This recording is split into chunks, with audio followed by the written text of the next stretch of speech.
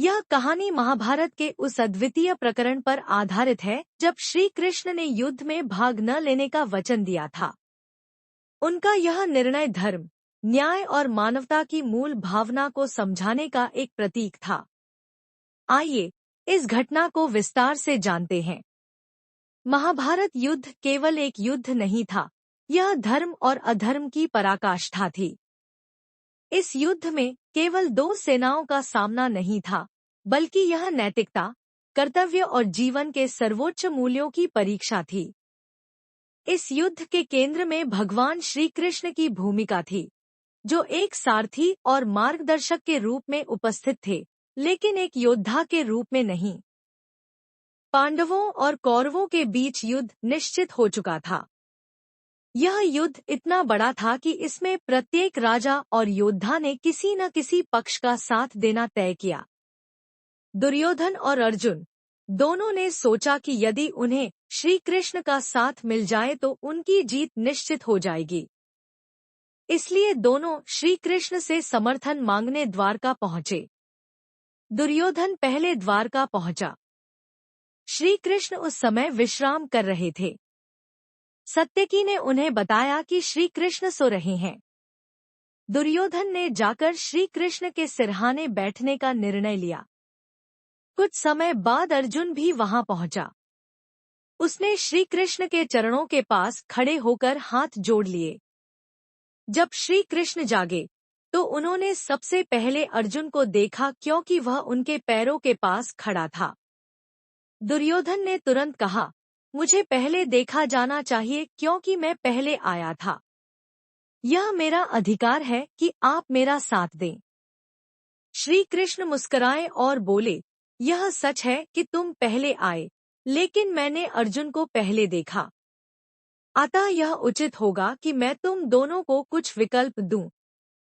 इसके बाद उन्होंने अपना प्रस्ताव रखा।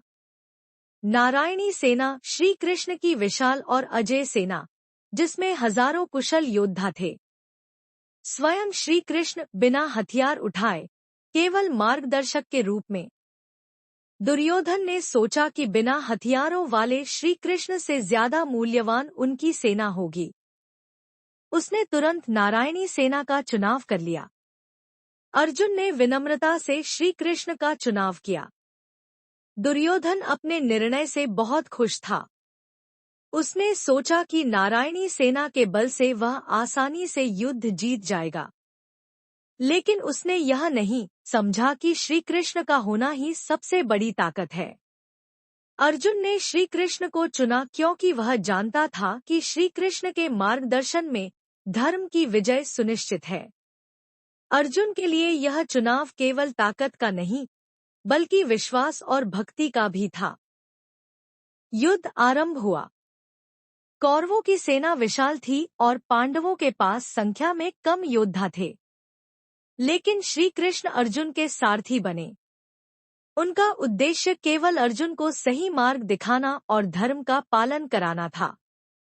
युद्ध के दौरान अर्जुन कई बार अपने कर्तव्य से विचलित हुआ। उसने अपने ही संबंधियों, गुरुओं और भाइयों के खिलाफ युद्ध करने से इनकार कर दिया। तब श्री कृष्ण ने भगवद गीता का उपदेश दिया। गीता के माध्यम से उन्होंने अर्जुन को जीवन, धर्म और कर्तव्य का सार समझाया। दुर्योधन को विश्वास था कि उसकी नारायणी सेना युद्ध जीत जाएगी। लेकिन उसने यह नहीं समझा कि युद्ध केवल ताकत से नहीं जीता जाता। श्री कृष्ण के बिना उसकी सेना दिशाहीन थी। पांडवों ने श्री कृष्ण के मार्गदर्शन में न केवल युद्ध जीता, बल्कि धर्म और न्याय की स्थापना की। श्री कृष्ण ने महाभारत में कभी भी हथियार नहीं उठाया, लेकिन उनकी उपस्थिति ही सबसे बड़ा हथियार थी। उनका जीवन और उनकी शिक्षा यह सिखाती है कि धर्म और न्याय के मार्ग पर चलने वाले को कोई पराजित नहीं कर सकता। यह कहानी केवल एक ऐतिहासिक घटना नहीं, बल्कि जीवन का संदेश है। यह हमें सिखाती है कि केवल बाहरी संसाधनों पर निर्भर रहना पर्याप्त नहीं है। सही मार्गदर्शन, सच्चाई और आत्मबल ही जीवन की सबसे बड़ी ताकत है।